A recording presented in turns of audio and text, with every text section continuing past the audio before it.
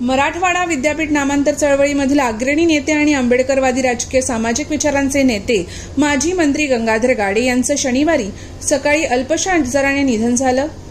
गाडे यांच्या पश्चात पत्नी सूर्यकांता गाडे, मुलगा डॉक्टर सिद्धांत गाडे, सून डॉक्टर भावना वंजारी गाडे, बहीण निर्मला गवई, मेहुणी गुणवंत गवई, नातवंडे असा परिवार आहे।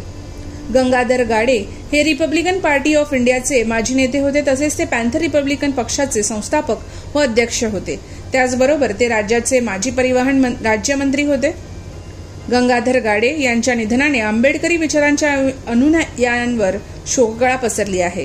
गंगाधर गाडे राज्य सरकारामध्ये माजी परिवहन राज्यमंत्री होते, त्याचबरोबर पॅन्थर चळवळीत लोकप्रिय बौद्ध नेते होते।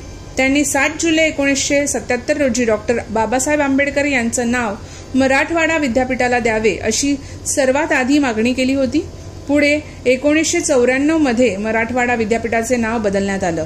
या विद्यापीठाचा नाम विस्तार हा डॉक्टर बाबासाहेब आंबेडकर मराठवाडा विद्यापीठ असं करण्यात आला। गाडे यांनी अखेरपर्यंत आंबेडकरी विचारांची कास सोडली नव्हती।